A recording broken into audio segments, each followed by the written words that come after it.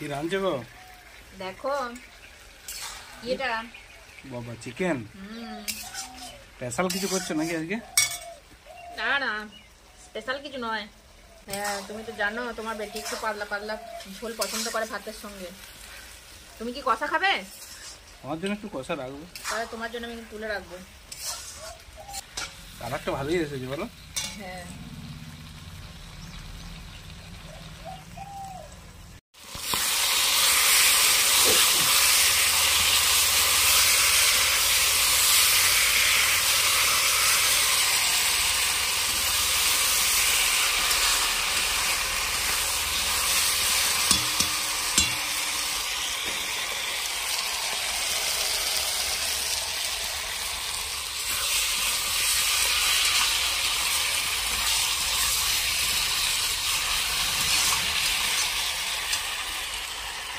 आलू ने मैंने क्या पीस नहीं नाउ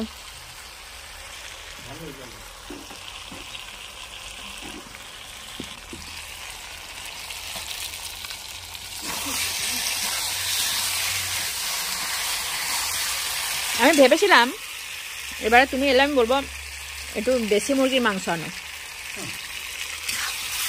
পাত্র সারে কাটা পাওয়া যায় না। না আমি যতটা নেবো ততটাই, মানে পুরো মুরগিটা নিতে হবে না, সে যাই দাম হতো 500 আনতে।